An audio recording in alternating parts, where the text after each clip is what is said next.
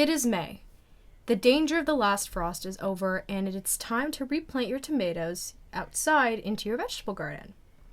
Any tomato plants from the garden center or my own plants from the seeds grown on my windowsill are still very delicate, so I can of course accidentally break these precious specimens.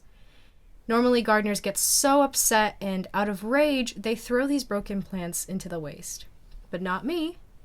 Juicy tomato plants, they look weak, but they can grow new roots and develop really good root systems very quickly.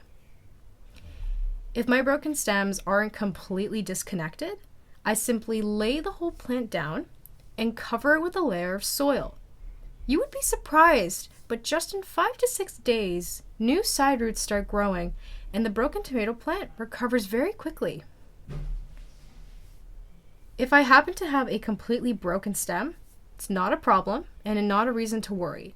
I just put the broken part in a vase with water, and if there is side shoots on the leftover root part, I plant that as well. Tomato plants grow new roots with amazing speed in just a few days, and the new root system will be developed enough so that you can successfully plant it in your garden. No root hormones or anything special required. Just a jar with clean water and a sunny spot.